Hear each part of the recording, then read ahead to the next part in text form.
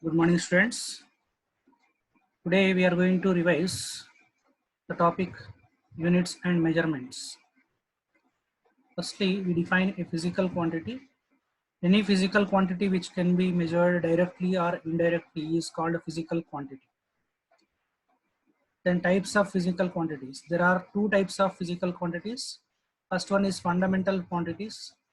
The physical quantities which cannot be expressed in terms of any other physical quantities are called fundamental or base quantities. Can also say is quantities to be independent of any other quantities. Example for fundamental quantities are mass, length, time, etc. Then second type of physical quantities, derived physical quantities. The physical quantities which can be expressed in terms of fundamental quantities are called derived physical quantities. That means these physical quantities are depending on fundamental physical quantities. So example for derived physical quantities are area, density, force, etc. Next, unit of a physical quantity. A unit of measurement of a physical quantity is standard reference of same physical quantity which is used for comparison of the given physical quantity. Or we can also simply say that it is a standard for comparison.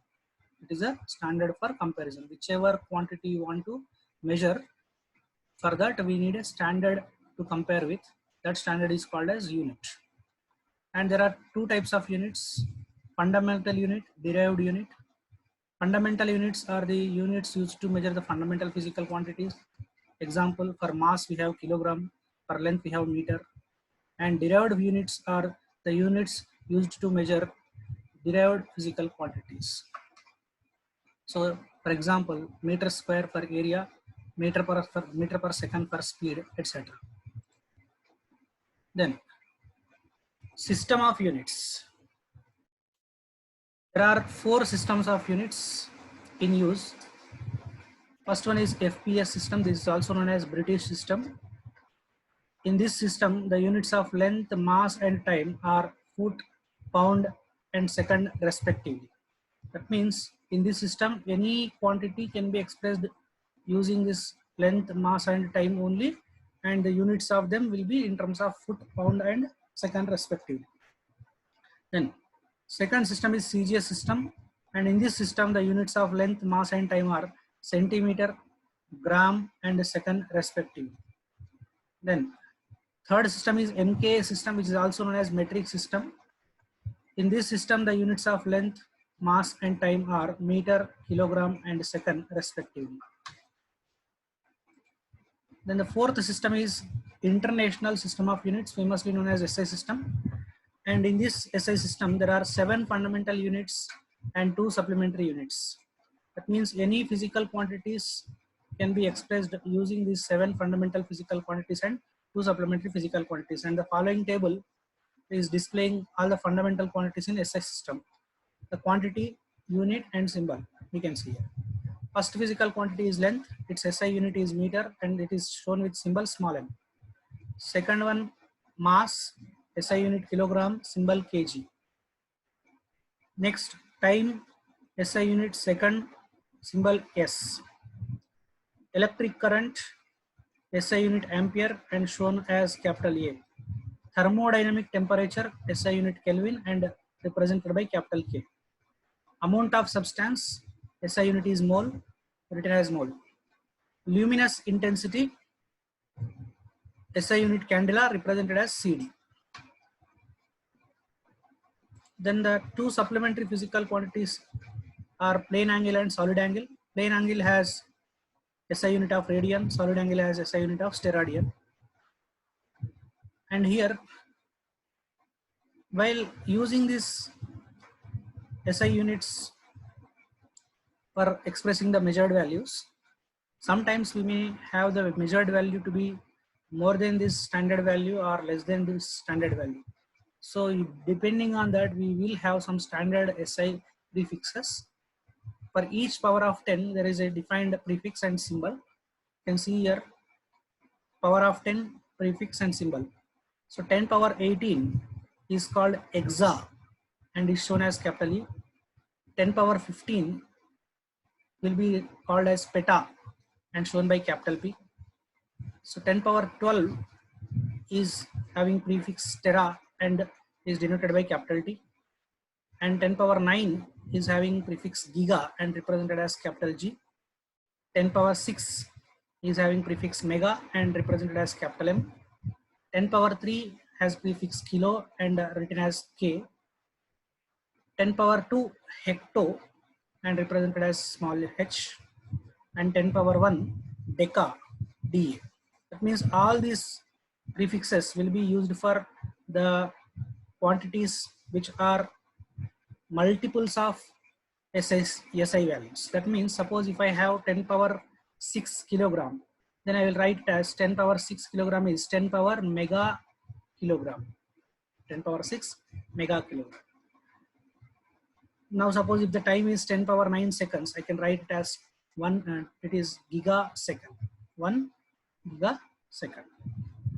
So now let us see what will be the prefixes for submultiples of the SI units. So if 10 power minus 1 is there, prefix is deci and symbol is D.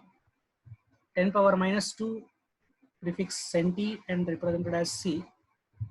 10 power minus 3, prefix milli and represented as small m.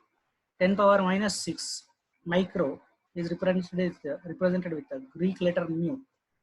And 10 power minus 9 nano and represented with small n.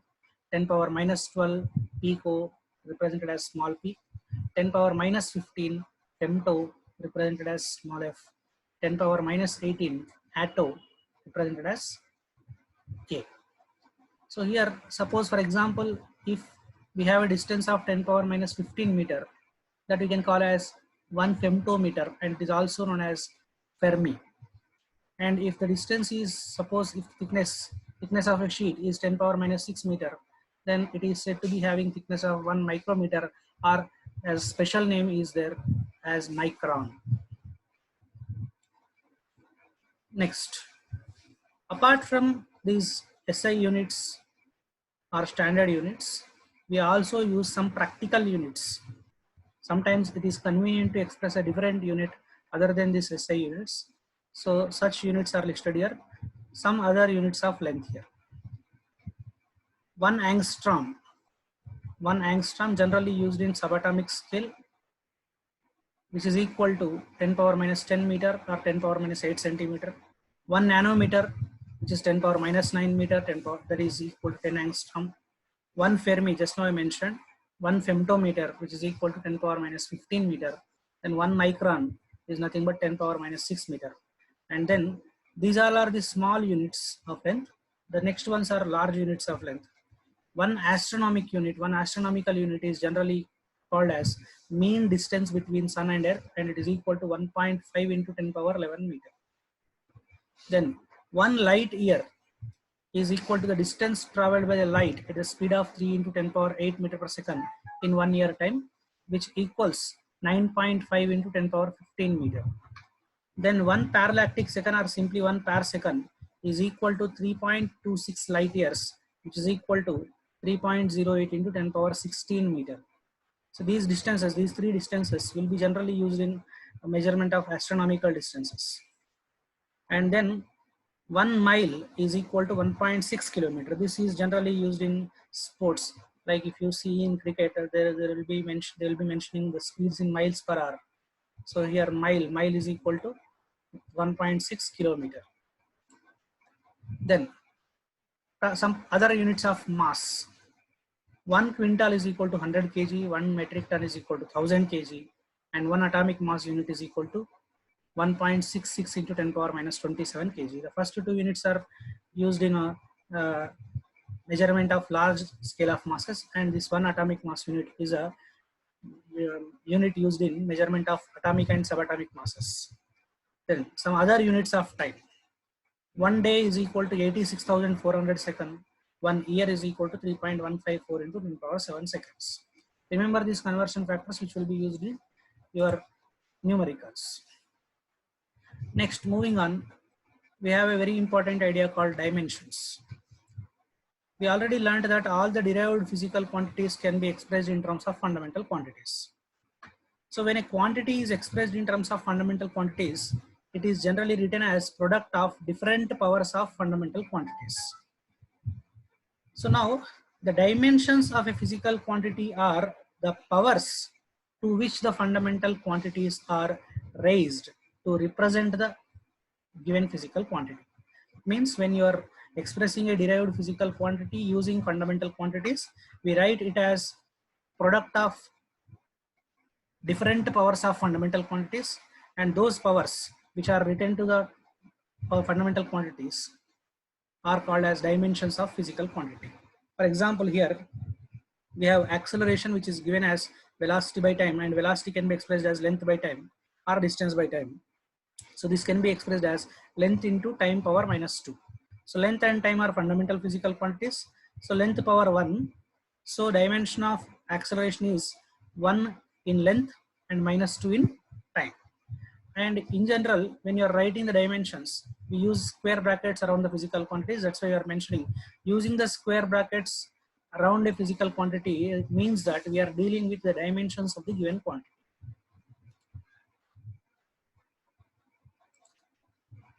For convenience, the fundamental physical quantities in dimensional formulae will be written as capital letters here. Mass will be represented as capital M, length will be represented as capital L, time will be represented as capital T, electric current capital K, and in some books they'll mention capital I, thermodynamic temperature K, and in some books they'll give theta, and amount of substance mole, and luminous intensity CD. This mole is a small letter only, just make a note of it. And the supplementary quantities called plane angle and solid angle will have no dimensions. They will not have dimensional formula.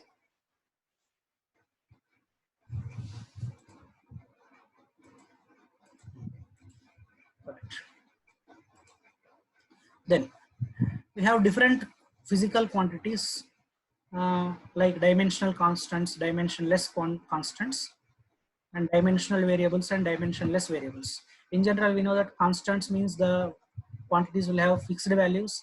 Variables means they will not have a fixed value. Now here dimensional constants means the physical quantities which have dimensions and have a fixed value. For example, gravitational constant or universal gravitational constant and Planck's constant, Boltzmann constant, etc. The dimensionless constants. These are the physical quantities which do not have dimensions but have a fixed value. That means there will be no dimensional formula, but fixed value will be there. Now here we have again two types of dimensionless quantities: dimensionless quantities without units, dimensionless quantities with units. Pure numbers, trigonometric functions, logarithmic functions, etc. will be dimensionless quantities and they will not have any units. But there are dimensionless quantities with units as well, like actually plane angle and solid angle, that we can also take as angular displacement, which has a unit of radian but no dimensional formula, and Joule's constant, joule per calorie, is a unit for this but has no dimensional formula. Then we have variables, dimensional variables and dimensionless variables. Please make a small change here. This would be dimensionless variables, not constants.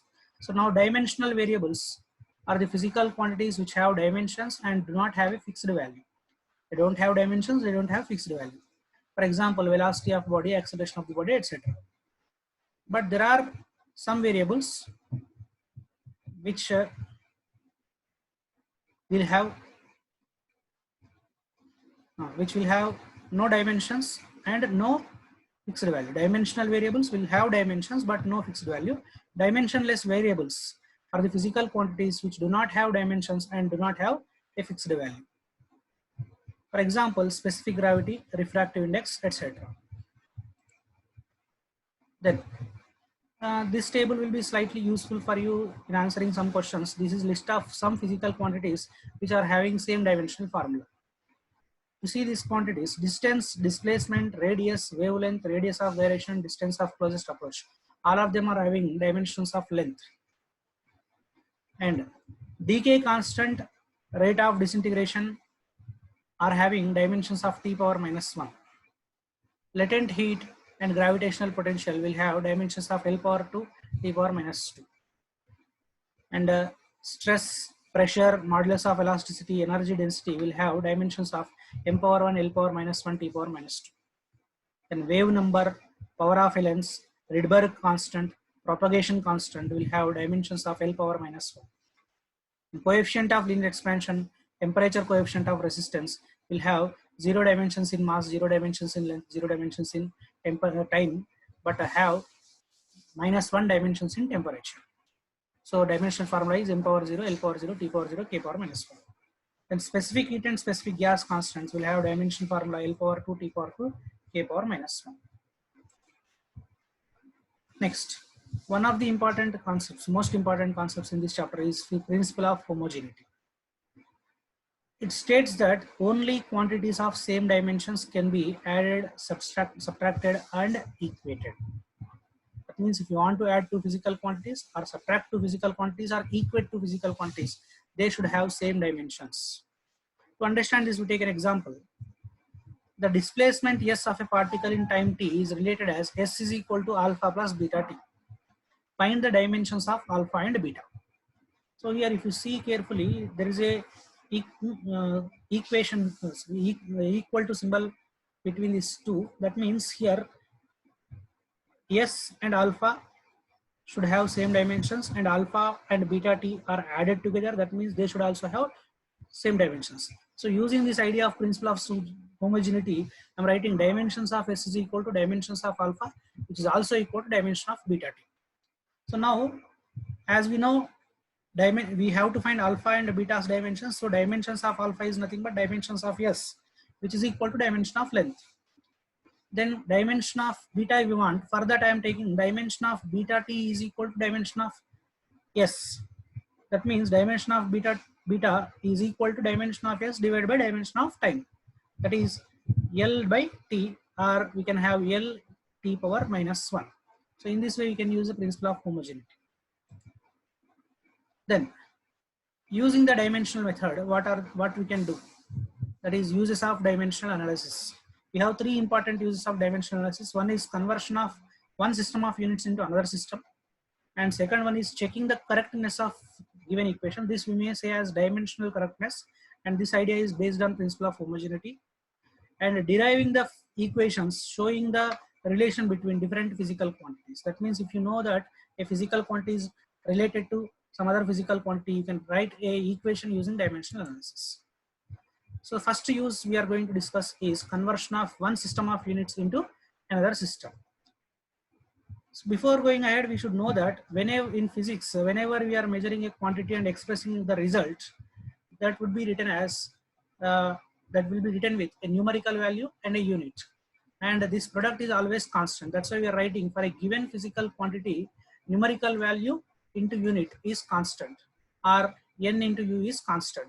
Or if you are writing in two different systems of units, you can also write it as n1 u1 is equal to n2 u2. You can note here, since units are expressed in different systems, the numbers or the numerical values are going to be varied. There will not be same numeric value in two different systems. Now suppose if the physical quantity A has a dimensional formula of m power A, L power B, T power C, and if the two units of that physical quantities are in two systems, in two different systems, are m1 power A, L1 power B, T1 power C, and m2 power A, L2 power B, T2 power C respectively, and n1 and n2 be the numerical values in the two systems respectively. And substituting these values here, we get n1 u1 is equal to n2 u2 implies n1 into m1 power A, L1 power B, T1 power C is equal to n2 into m2 power A, L2 power B, T2 power C. So here usually the given value will be taken as n1, and the required value to be found will be n2.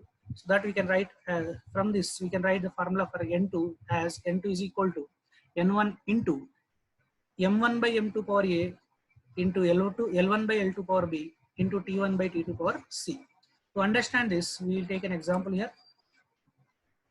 The question is, the density of water in CGS system is 1 gram per centimeter cube. Convert it into SI system. So first of all, whenever you want to convert the units, it is better to know the dimensional formula of the quantity, and here we are writing the dimensional formula of density is m power 1 L power minus 3. And already CGS system, we have the unit gram per centimeter cube. So we are also noting down SI unit. SI unit of density is kg per meter cube.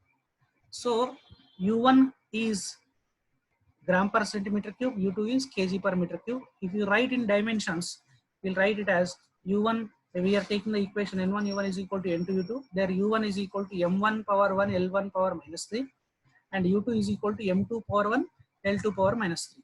And we want N2, so N2 is equal to N1 into M1 by M2 power 1 L1 by L2 power minus 3. So in this case, M1 is gram, M2 is kilogram, L1 is centimeter, L2 is meter, and N1 as per the question is 1 because they have given density is 1 gram per centimeter cube. So N1 is 1. We have to find N2. So substituting all the values, we are getting N2 is equal to 1 into gram by kilogram power 1, centimeter by meter power minus 3. Now we are writing this kilogram in terms of mass. Kilogram is equal to 10 power 3 gram, and meter is equal to 10 power 2 centimeter. Make a correction here, 10 power 2 centimeter. So gram and centimeter will cancel out. So we are left with 1 into 10 power minus 3 into 10 power 6, which is 10 power plus 3. So we write 1 gram per centimeter cube is equal to 10 power 3 kg per meter cube, or else 1 gram per centimeter cube is equal to 1000 kg per meter cube. So this is how we can use a dimensional method to convert the units of one system into another system. Then second use of dimensional analysis, that is checking the correctness of the given equation. So according to dimensional analysis, an equation is dimensionally correct only if all the terms in that equation have same dimensions. The terms on LHS side, RHS side, all of them should have same dimensions. So here we are taking an example. For example, in relation S is equal to ut plus half at square, where S is equal to S is displacement, U is initial velocity, A is acceleration, and T is time. So if you write dimensional formula of each term, S, first term is S, dimension of S is L, dimensions of length, and dimension of ut, U is velocity, so velocity has dimensional formula L T power minus 1, and time has dimensional formula T. So this product will give us again dimensions of length. Then we have half at square. Since 1 by 2 is a pure number, it has no dimensions, so we can write it as at square. So dimensionally half at square and at square are equal. You should remember, this is not mathematical relation, this is dimensional relation. Dimensionally half at square is equal to at square, and A is acceleration, which has dimensional formula of L T power minus 2, and T square, time square, so T power plus 2.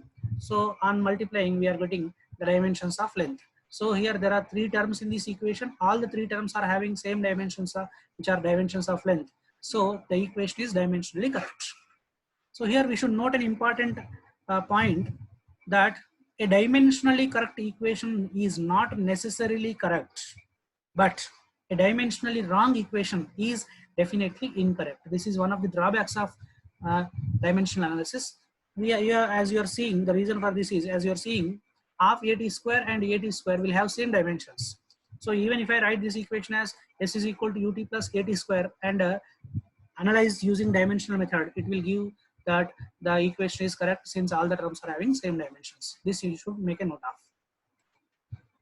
Then the third and the last use of dimensional analysis, that is deriving the equations showing the relation between different physical quantities.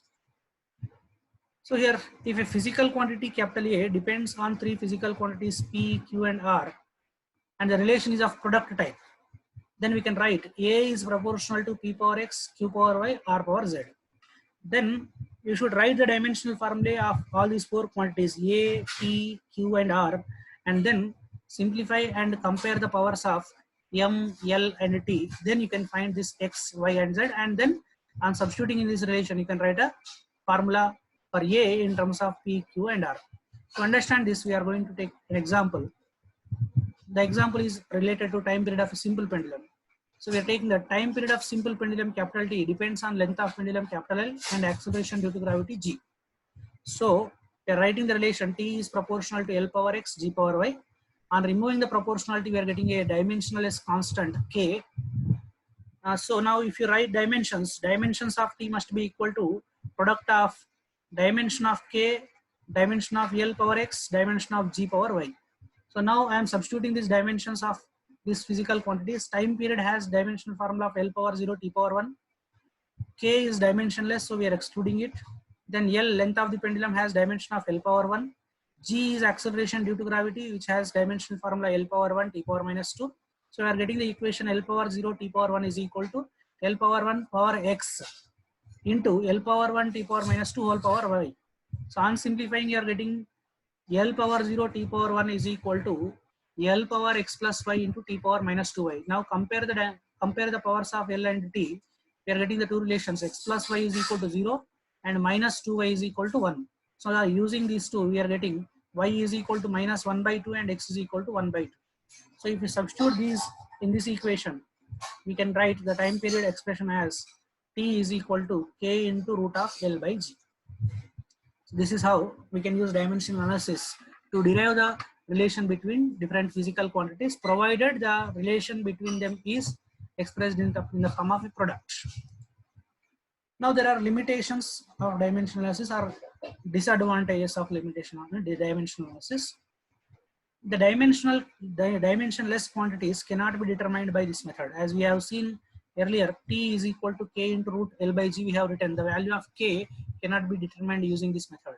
That constant of proportionality cannot be determined by this method. They can be found by experiment or by some other method, that is theoretical.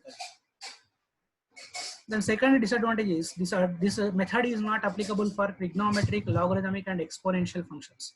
We have many formulae in physics, many equations in physics which involves trigonometric, logarithmic and exponential functions. So to verify their correctness or to derive them, we cannot use this dimensional analysis. Then this method fails if the physical quantity depends on more than 3 other physical quantities. If there is a physical quantity which is depending on 4 or 5 physical quantities, then it is not possible to derive that equation for physical quantity using dimensional analysis. Then this method fails if the constant of proportionality possesses the dimensions. This is going to happen particularly in case of gravitational force and Coulomb force, where we know that the force is proportional to product of masses and inversely proportional to square of the distance in case of gravitational force.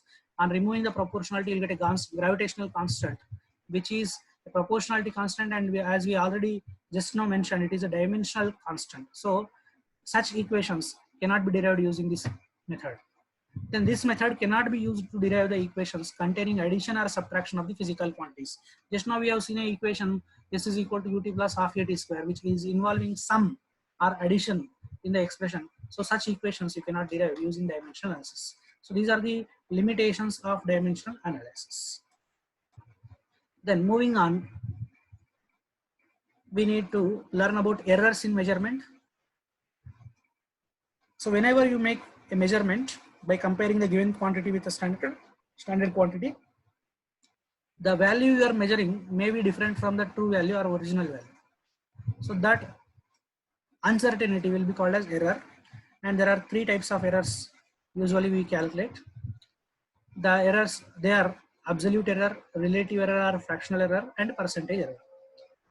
Absolute error is equal to true value minus measured value. That means correct value, original value minus the value obtained by measurement, which is equal to, here we are giving a symbol delta AI is equal to A bar minus AI. So if you know the true value, directly you can take that. If you don't know the true value, for then we can take the mean of the measurements as a true value. Here A bar is actually mean of the measured values, or you can also call it as average value. The next, relative error or fractional error is equal to final absolute error divided by true value, or you can also say it as mean absolute error divided by true value, that is delta A by A. Then if you multiply this fractional error with 100, you will get percentage error. Then we have combination of errors. That means if there are some difference products or quantities raised to power n, in such cases, that means when you are measuring a physical quantity whose formula involves this some difference product or division, or if it is raised to a physical quantity, then how to calculate the error in that physical quantity. That will be given by combination of errors here. So if Z is equal to A plus B, that means if a quantity is defined as a sum of the two other physical quantities, then delta Z by Z is equal to delta A plus delta B divided by A plus B. Or you can simply say it as delta Z is equal to delta A by delta B. This you need to keep in mind. Then similarly, if Z is equal to A minus B, then delta Z is equal to delta A plus delta B, and delta Z by Z is equal to delta Z A plus delta B divided by A minus B. So if a physical quantity is defined either in the form of a sum or difference, then the error in the physical quantity will be always is given as sum of the errors in two different physical quantities. This is done because usually we are calculating the maximum possible error. Then if the physical quantity is expressed as power product or quotient, that is Z is equal to AB or Z is equal to A by B, then in both the cases delta Z by Z is equal to delta A by A plus delta B by B. Then if a physical quantity is written as Z is equal to A power n, that means it is expressed as a power raised to a physical quantity, then delta Z by Z is equal to n into delta A by A. And keep in mind, these formulae will be useful only if the errors are very small, say less than 10%. If errors are too large, then you cannot use this formula. You can follow a slightly different analysis. Whenever required, we will mention that. Now, let us see some examples to understand this. See here, if Z is expressed as A power P, B power Q divided by C power R, then delta Z by Z is equal to, as using this formula and some formula for product or quotient, we are writing this delta Z by Z is equal to P into delta A by A plus Q into delta B by B plus R into delta C by C. This is fractional error. Then if you multiply this with 100, you will get percentage error. That is delta Z by Z into 100 is equal to P into delta A by A into 100 plus Q into delta B by B into 100 plus R into delta C by C into 100. Then second example, for a simple pendulum, we have the relation T is proportional to root of L. That is L power 1 by 2 in another manner. So you can write the fractional error delta T by T. Delta T by T is equal to 1 by 2 times delta L by L. Then also consider third example where for a sphere A is equal to 4 pi r square and V is equal to 4 by 3 pi r cube. That is surface area and volume. So using them here, 4 and pi are constant, so they don't have they are having fixed value, so the no error is involved in them. So here delta A by A is equal to 2 into delta R by R, and delta V by V is equal to 3 into delta R by R. Then if we have two resistors R1 and R2, then if they are connected in series, we know that RS is equal to R1 plus R2. In such case, delta RS is equal to delta R1 plus delta R2, or if you write fractional error, delta RS divided by RS, which is equal to delta R1 plus delta R2 divided by R1 by R2. And in parallel combination, we have 1 by Rp is equal to 1 by R1 plus 1 by R2, which gives us delta Rp by Rp square is equal to delta R1 by R1 square plus delta R2 by R2 square. Here, this relation is actually obtained using differentiation method. If you see these all, basically this delta, in the sense you can understand it as a differentiation only. Then now we have the next idea, accuracy and precision. Accuracy is the closeness of the measured value to the true value of the physical quantity. That means how closely we have the measured value to the true value. That is called accuracy.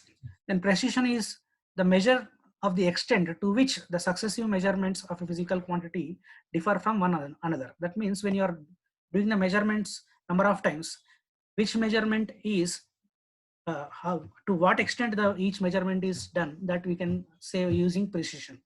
So suppose the true value of measurement is 35.75 and the two measured values are 35.73 and 35.725. 35.73 is closest to 35.75, so it is accurate. Its accuracy is more than 35.725. But 35.725 is more precise than 35.73 because 35.725 is measured up to 3 decimal places. So precision is related to the number of decimal places up to which we are measuring, but accuracy is related to how closely the measured value to given value. This you need to keep in mind. Then the significant figures. So whenever you are writing a result, the number of digits in that measured value about the correctness of which we are sure plus one more digit are called significant figures. That means when you are expressing the result, you may not be sure of all the digits, but you are very sure of a few digits. So along with those digits, one more digit which you are not certain about, that will be called as the significant figures. There are some rules for counting the number of significant figures. Rule 1 is all non-zero digits are significant. Then rule 2, all zeros occurring between the non-zero digits are significant. For example, if you see here the number 230089, zeros are coming in between the non-zero digits, so they should be considered, and totally there are 6 significant figures here. Then all zeros to the left of non-zero digit are not significant. So here, if you see the example 0.0023, in this the 3 zeros here which are before this first non-zero quantity are insignificant, so only you should count these last two numbers. That's why this number is having only 2 significant figures. If the number ends in zeros that are not to the right or a right of a decimal, the zeros are not significant. That means here the number of significant figures in 1500, since the number is ending with zeros, here this can be just taken as only 2 significant figures. This you need to keep in mind. Also similarly 1.5 into 10 power 3, here if you expand this you will get lost all the digits to be zeros, so only 1500 same number, so it will have only 2 digits. Then now length of an object may be represented in many ways, say 5 meter, 5.0 meter, 500 centimeter, 5.00 meter, or 5 into 10 power 2 meter. Here 5.00 meter is the most precise value as it contains 3 significant figures. This you need to keep in mind. Then in arithmetic operations, how to write the significant figures. Rule 1. In addition or subtraction, the final result should retain as many decimal places are there are in number with least decimal place. Means when you are adding or subtracting different numbers, the number with least decimal places should be identified, and the number of significant figures in the result must be same as that number. Then in multiplication or division, the final result should retain as many significant figures as are there in the original number with least significant figures. So in this case, in multiplication and division, you should see least significant figures. Which number has least significant figures, and the result should have same number of significant figures. In addition and subtraction, you are seeing least decimal places. In multiplication and division, you are seeing least significant figures. This you need to be careful of. Then, so here, as we already said, we have to express only the results in the significant figures, and the significant figures are the number of digits which we are sure about, and only one digit which is not sure, which we are unsure of. So there may be number of digits in your calculation. So in that case, those uncertain digits must be rounded off or dropped. So in such case, we should use these rules while rounding off the uncertain digits. The preceding digits is raised by 1 if the insignificant digit to be removed is more than 5, and is left unchanged if the latter is less than 5. That means if you are dropping a number which is more than 5, then add 1 to the preceding digit. If the number you are adding is less than 5, then leave it same. So what if the number to be dropped is 5? That says rule 2 here. When the insignificant digit to be removed is 5 and the uncertain digit is even, then 5 is simply dropped, and if it is odd, then the preceding digit is raised by 1. So here you should see the preceding digit here. If the digit to be removed is 5, then the preceding digit is even or odd, that you have to check. If it is even digit, then simply drop the 5. If it is odd digit, then add 1 to it. This is the rule of uncertainty, rounding off. Then we have to learn about two measuring devices that are vernier calipers and screw gauge here. Vernier calipers is used in general to measure the values up to 0.01 centimeter, and this value, this is the least possible accurate measurement with vernier calipers.